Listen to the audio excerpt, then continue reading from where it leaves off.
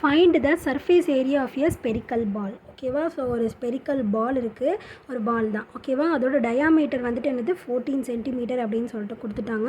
நம்மக்கிட்ட வந்துட்டு surface area என்ன அப்படின்னு சொல்லிட்டு கேட்டிருக்காங்க. ஓகேவா?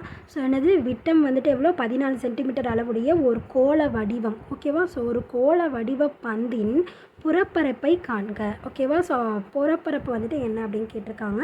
ஸோ அப்போ நம்ம என்னது சர்ஃபேஸ் ஏரியா கண்டுபிடிக்கிறதுக்கான ஃபார்முலா என்ன? 4πr². ஓகேவா? ஸோ விட்டம் இந்த டயாமீட்டர் தான் வந்துட்டு எவ்வளோ 14 சென்டிமீட்டர். ஸோ அப்போ ரேடியஸ் கண்டுபிடிக்கிறதுக்கு என்ன பண்ணணும்? d/2, அதாவது ஆரம் ஈக்குவல் டு விட்டம் டிவைடட் பை 2. ஓகேவா? ஸோ அப்போ d வந்துட்டு எவ்வளோ 14/2. அப்போ r நம்மளுக்கு எவ்வளோ கிடைக்கிது? ரேடியஸ் வந்துட்டு 7 சென்டிமீட்டர் அப்படின்னு சொல்லிட்டு கிடைக்கிது. ஓகேவா? ஸோ அப்போ இதில் சப்ஸ்டியூட் பண்ணலாமா? 4 × 22/7 × r². ஸோ அப்போ 7 × 7.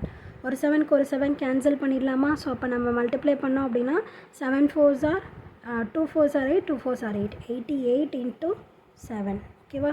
7 8s are 56க்கு 6 balance 5, 7 8s are 56, 56ஓட ஒரு 5 ஆட் பண்ணால் 61. ஸோ அப்போ சர்ஃபேஸ் ஏரியாக்கான ஃபார்முலா என்ன? ஆன்சர் என்னது? 616 சென்டிமீட்டர் ஸ்கொயர். ஓகேவா? ஸோ 616 சென்டிமீட்டர் ஸ்கொயர் இதில் வந்து நம்மளுக்கு கிடைக்கிது. ஓகேவா? ஸோ புரிஞ்சுது அந்த சமயம் எப்படி போட்டிருக்கோம் அப்படின்னு சொல்லிட்டு. ஸோ புரிஞ்சுதுன்னா லைக் பண்ணுங்கள், புரியலனா என்ன புரியல அப்படின்னு சொல்லிட்டு கமெண்ட் பண்ணுங்கள்.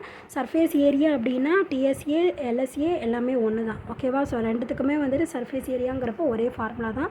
ஸோ ஏதாவது புரியல அப்படின்னா என்ன புரியல அப்படின்னு சொல்லிட்டு கமெண்ட் பண்ணுங்கள். ப்ளேலிஸ்ட்கான லிங்க் டிஸ்கிரிப்ஷனில் தரேன். ப்ளேலிஸ்ட் செக் பண்ணிங்க அப்படின்னா நிறைய சம்ஸ் பார்த்து தெரிஞ்சுக்கலாம். வேறு ஏதாவது சம்ஸ் டவுட் அப்படின்னாலும் அந்த சமயம் கமெண்ட் பண்ணுங்கள்.